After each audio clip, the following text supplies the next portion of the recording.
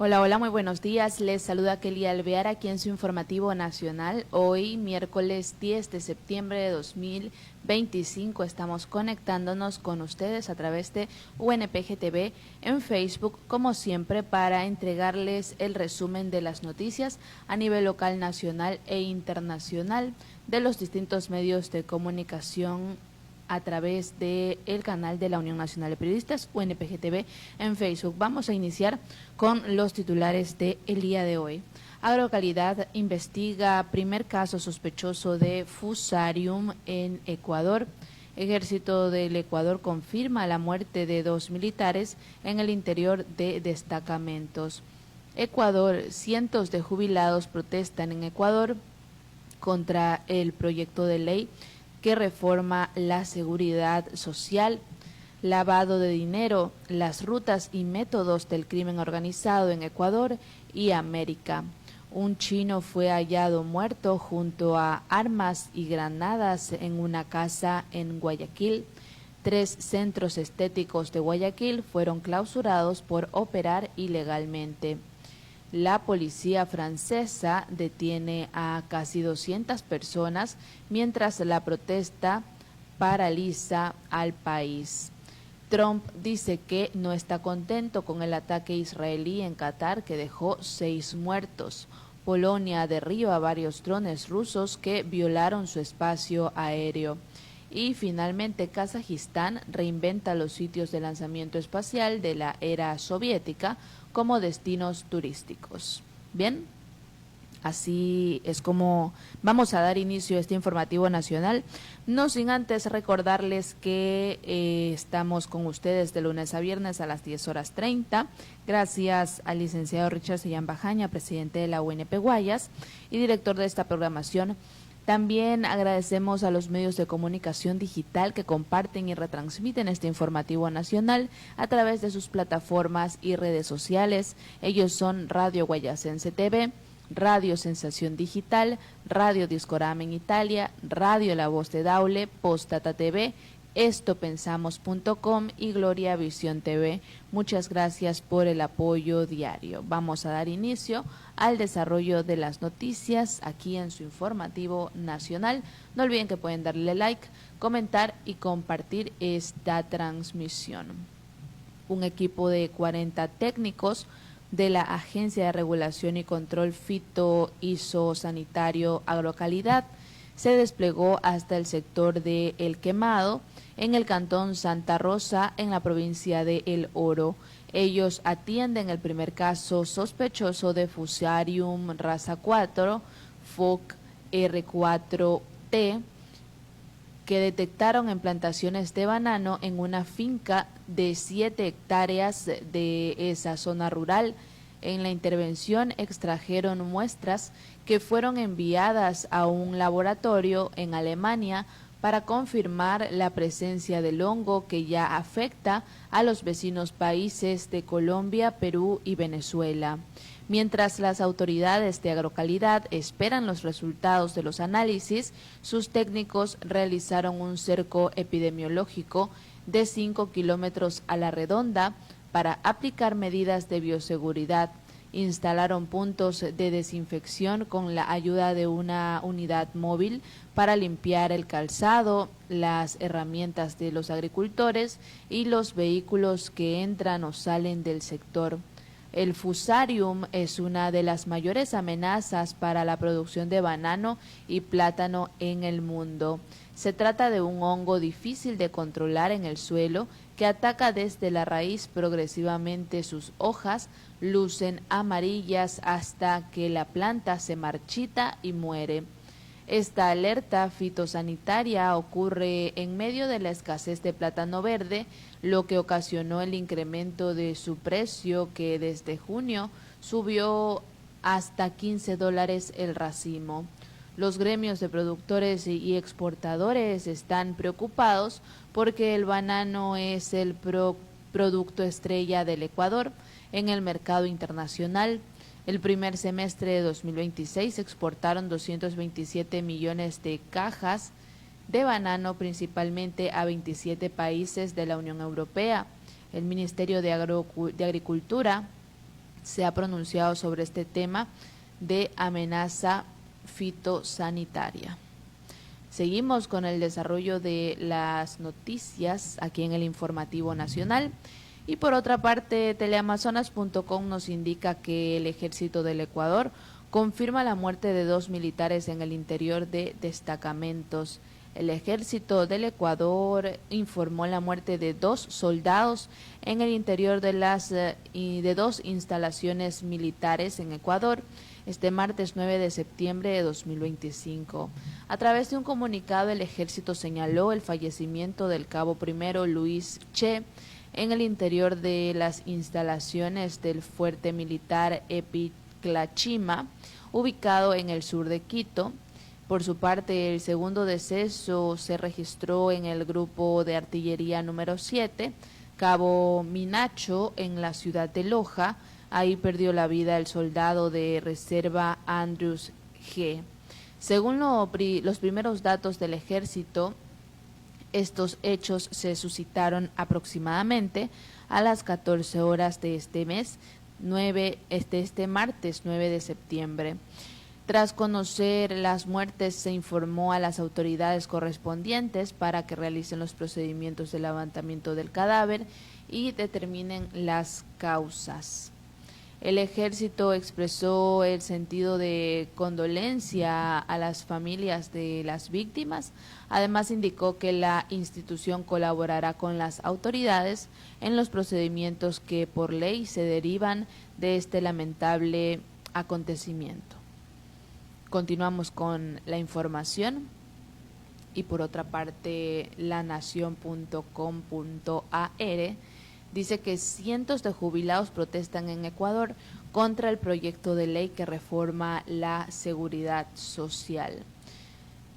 Cientos de personas han salido este miércoles a la calle en Ecuador para protestar contra el proyecto de ley impulsado por el presidente del país, Daniel Noboa, y con el que busca un fortalecimiento de la economía, pero que según las voces críticas podría acarrear un recorte de los derechos de los ciudadanos.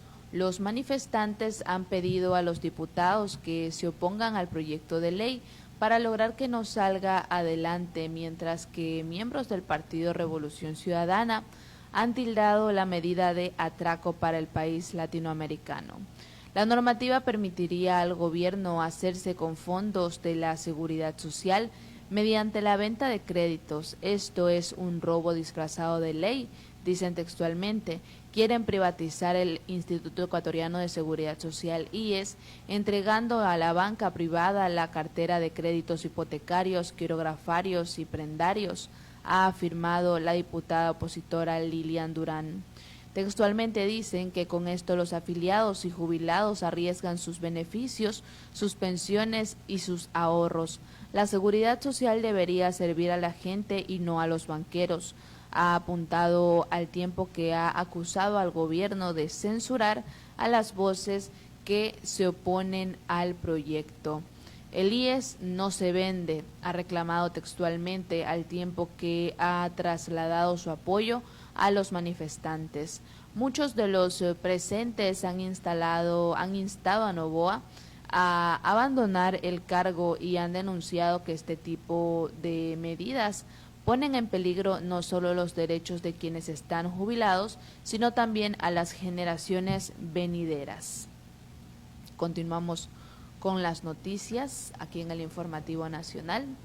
Y el diario.es nos dice que nos habla acerca del lavado de dinero, sus rutas y métodos para el crimen organizado en Ecuador y Latinoamérica. El lavado de dinero es el proceso mediante el cual organizaciones criminales ocultan el origen ilícito de sus ingresos para introducirlos en el sistema financiero como fondos legítimos. Este fenómeno, identificado globalmente, afecta a Ecuador y toda América, donde, según estimaciones, se lavan miles de millones de dólares anuales a través de métodos sofisticados como empresas fachada, criptomonedas, paraísos fiscales y redes internacionales, socavando las estructuras económicas y políticas de los países. El lavado de dinero es un mecanismo utilizado por organizaciones delictivas para legitimar ingresos provenientes de actividades ilícitas como el narcotráfico, contrabando, extorsión, cibercrimen y secuestro. El término lavado se refiere al proceso de hacer que estos fondos parezcan legales. Este proceso no solo abarca el dinero en efectivo, sino también propiedades, inversiones, vehículos, oro y bienes virtuales. En países como Ecuador, Colombia y México, el término más comúnmente usado es lavado de dinero, mientras que en otras jurisdicciones se habla de blanqueo de capitales o de activos. Según organismos internacionales, sin este proceso, el crimen organizado no podría sostenerse, ya que manejar grandes sumas en efectivo expone a sus operadores a robos, pérdida de valor y falta de acceso al sistema financiero. La colocación de la fase más rigurosa de lavado de dinero, en la cual los fondos ilícitos se introducen al sistema económico.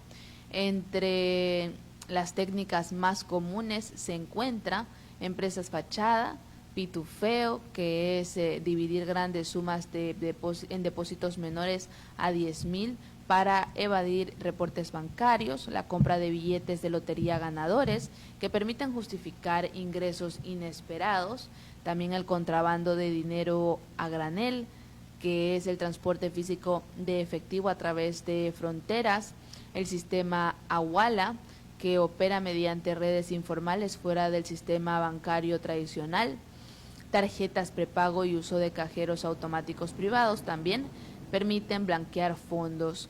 Por otra parte están las criptomonedas como el Bitcoin o Monero, que facilitan transacciones anónimas en plataformas sin controles estrictos. También está la estratificación, que es ocultar el origen del dinero. En esta fase el objeto es romper el vínculo entre el dinero y su origen ilícito. Se utilizan operaciones complejas para dificultar el rastreo, como transferencias internacionales mediante empresas offshore, es decir, paraísos fiscales como Panamá, Luxemburgo, Gibraltar. También inversiones estructurales en acciones, bienes raíces o compañías pantalla, y sobrefacturación en comercio exterior, falsificación de facturas y transacciones fantasma. Casinos también son utilizados para eso, aunque ahora son regulados. Fueron históricamente usados para legitimar fondos.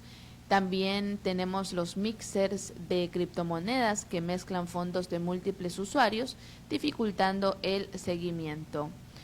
Por otra parte tenemos la integración, uso del dinero ya limpio. Una vez alejado el rastro de su origen, el dinero puede reinsertarse como parte de la economía formal.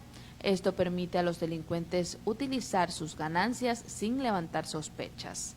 La adquisición de bienes de lujo, propiedades, vehículos, arte o joyas.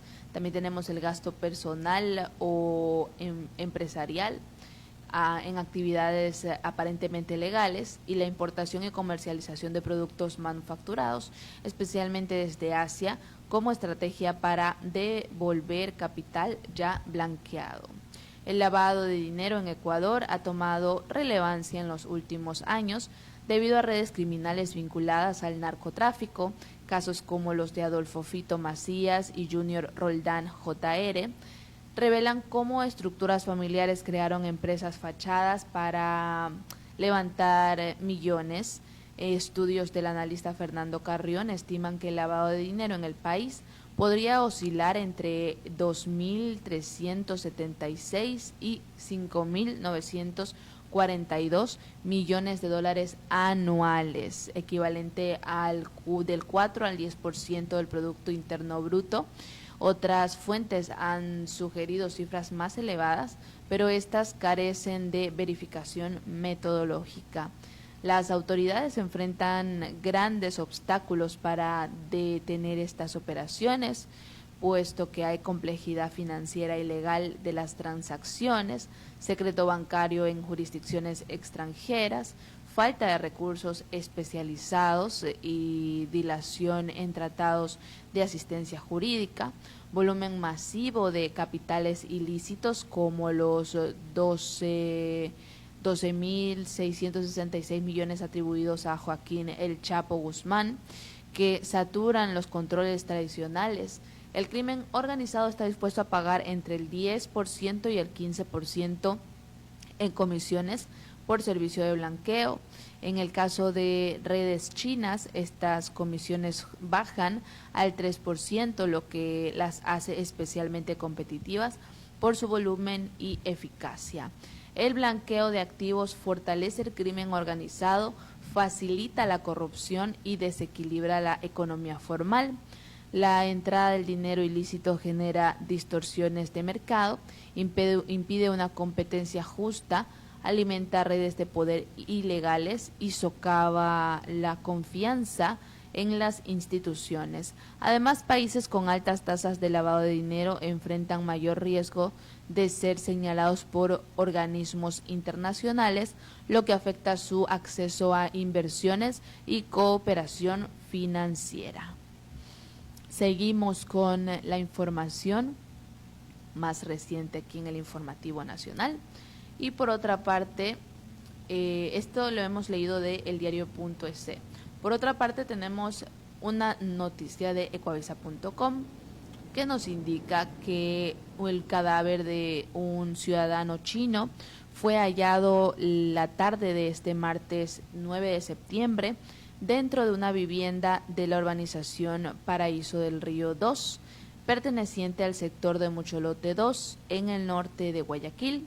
Según el reporte policial preliminar, el cadáver se encontraba en avanzado estado de descomposición, sin embargo no se precisó si la víctima había sido baleada. Dentro del inmueble se encontró 5 celulares, una laptop, 3 granadas, una pistola, 2 rifles, 281 municiones. Asimismo se halló cientos de monedas de distintas denominaciones. Al sitio acudió personal de la DINASET, Criminalística y Fiscalía. El cuerpo fue llevado a la morgue. El occiso fue identificado como Liu Bing-hon. El hombre no registraba antecedentes penales. Sin embargo, en octubre de 2024 fue presentada una denuncia en su contra por presunto abuso de confianza. Continuamos con la información y en el ámbito local Guayaquil. Y nos indica ecuavisa.com que 3 centros estéticos de Guayaquil fueron clausurados. 3 establecimientos de Guayaquil que ofertaban de forma ilegal procedimientos estéticos fueron clausurados este martes 9 de septiembre. Las intervenciones fueron realizadas por la Agencia de Aseguramiento de la Calidad de los Servicios de Salud y Medicina Prepagada ACES. En 2 de esas inspecciones se contó con la ayuda de la Agencia Nacional de Regulación, Control y Vigilancia Sanitaria, ARCSA. Uno de los lugares clausurados era una peluquería del centro de la urbe, donde se evidenciaron medicamentos e insumos sin autorización para su uso, incluidos algunos caducados que estaban ocultos dentro de una cartera para impedir su revisión y detención por parte de las autoridades sanitarias. Por este motivo intervinieron agentes de la Policía Nacional. También se identificó equipamiento médico como centrífugas y esterilizadores junto a instalaciones de agua servida sin protección. En otro establecimiento que funcionaba como spa, se encontraron instrumentos de uso quirúrgico como grapadoras para la implantación de mallas linguales e historias clínicas con la descripción de procedimientos invasivos que aplicaban como botox e hilos tensores. Un tercer establecimiento que también funcionaba como spa fue intervenido por el equipo técnico de ACES, donde se detectaron irregularidades como instrumental quirúrgico, medicamentos anestésicos, hilos de sutura, así como un manejo inadecuado de desechos sanitarios y cortopunzantes, además de la falta de permiso de funcionamiento. Estos incumplimientos podrían poner en riesgo la salud de sus clientes al aplicarse tratamientos por personal no autorizado y con productos cuya fecha de caducidad había vencido. En lo que va de 2025, la Dirección Zonal 8 de la institución ha clausurado 11 establecimientos sin permiso de funcionamiento para realizar procedimientos con fines estéticos. Seguimos con el desarrollo de las noticias y por otra parte ya en el ámbito internacional, Euronews.com nos indica que la policía francesa detiene casi 200 personas mientras las protestas paralizan el país. La policía francesa detuvo a casi 200 personas mientras los manifestantes, que buscan literalmente bloquearlo todo, intentaban paralizar a Francia tras la caída del gobierno de Francois Bayrou. La policía francesa detuvo el miércoles a más de 200 personas, mientras los manifestantes del movimiento Bloquons Tout, bloqueado todo, así se llama, intentaban paralizar el transporte y la vida cotidiana en toda Francia, 2 días después de la caída del gobierno del primer ministro Francois Bayrou por unas impopulares medidas de austeridad.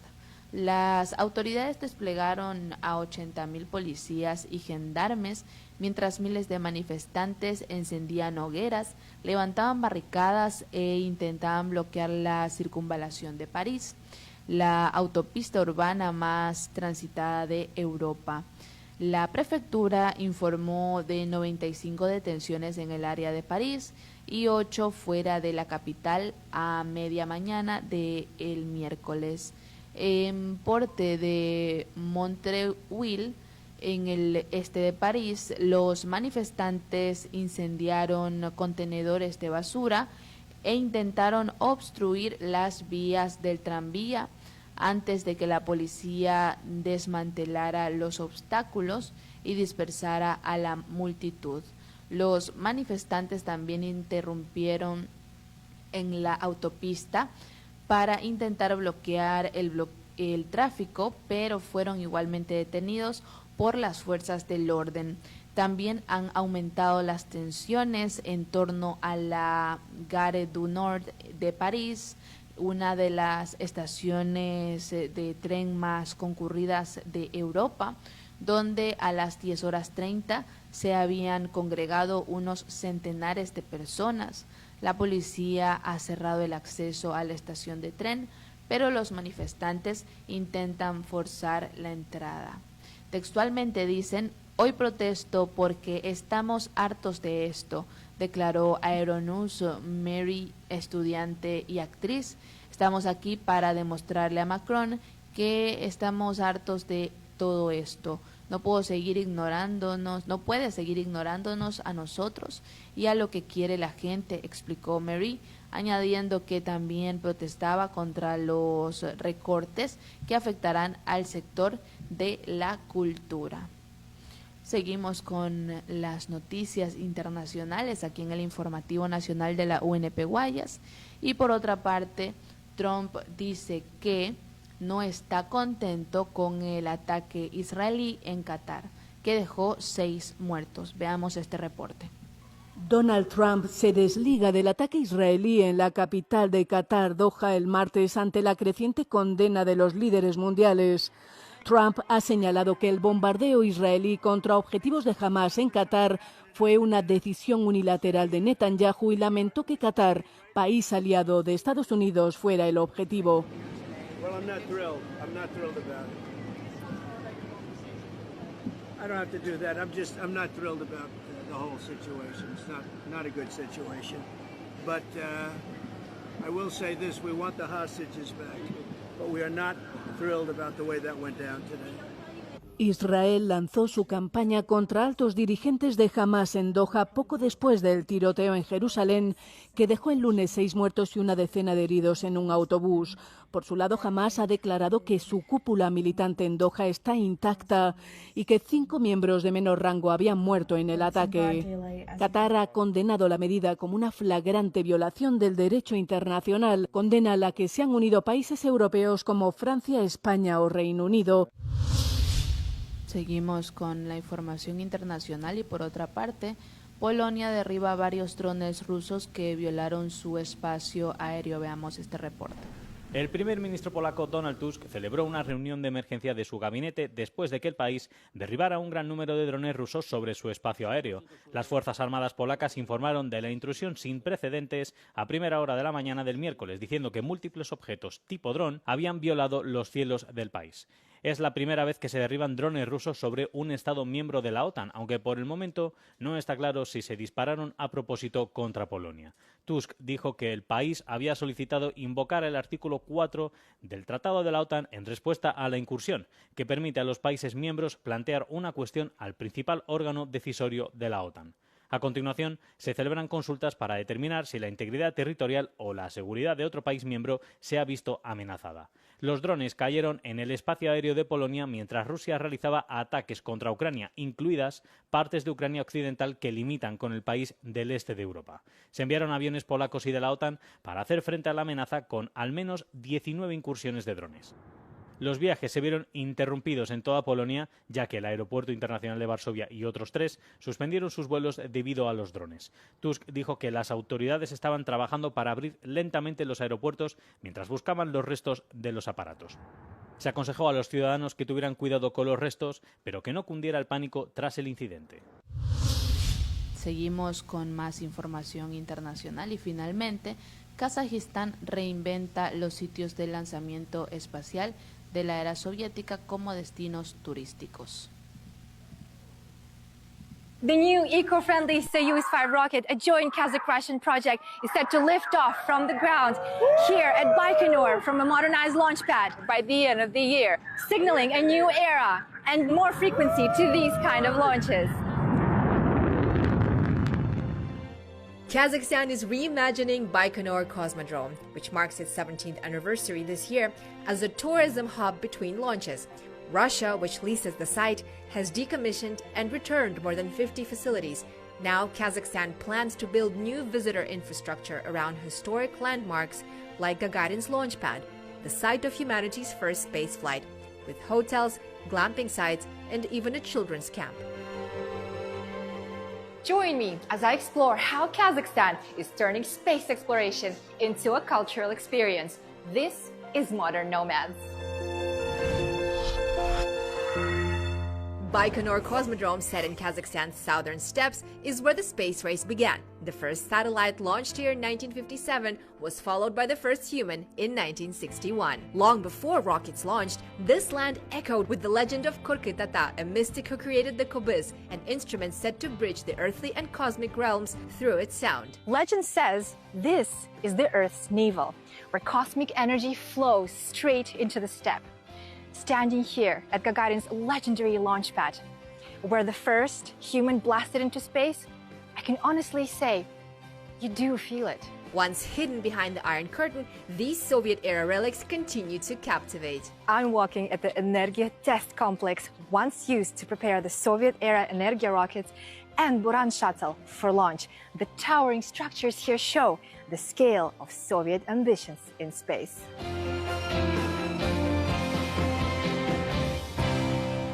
With over 300 sunny days a year, minimal wind, and a location near the equator, Baikonur is ideal for space launches. Earth spin gives rockets a head start. But beyond engineering, Baikonur could also serve as a launchpad for diplomacy, innovation, and global dialogue, with parts of the site envisioned as immersive stays and cultural retreats. На данный момент мы будем развивать 4 направления космического наземного туризма. Первый – это образовательные туры. Второй продукт, он связан с культурно-познавательными турами. Третий – событийные туры. И четвертый – это приключенческие активные виды туров. If accommodation expands, Baikonur could host 50,000 visitors annually by 2029, a five-fold increase from today, prompting experts to imagine new ways to unlock. Bien, de esta manera estamos culminando este informativo nacional. Si les interesa ver el reporte completo, pueden ingresar a euronews.com buscando Kazajistán reinventa los sitios de lanzamiento espacial de la era soviética como destinos turísticos. Ahí podrán encontrarlo en euronews.com. De esta manera estamos culminando con este informativo nacional. Como siempre, de lunes a viernes a partir de las 10:30 les entregamos las noticias más recientes a nivel local, nacional e internacional de los distintos medios de comunicación a modo de resumen. Gracias al licenciado Richard Sillán Bajaña, presidente de la UNP Guayas. También agradecemos a los medios de comunicación nacional que comparten y retransmiten este informativo nacional a través de sus plataformas y redes sociales. Ellos son Radio Huellas en CTV, Radio Sensación Digital, Radio Discorama en Italia, Radio La Voz de Daule, Postata TV, estopensamos.com y Gloria Visión TV. Muchas gracias por el apoyo diario a nuestro informativo nacional y todos los programas que se emiten a través de UNPGTV en Facebook. Yo soy Kelly Alvear y les deseo que tengan un excelente miércoles. Nos vemos mañana jueves. Que les vaya bonito. Chao, chao.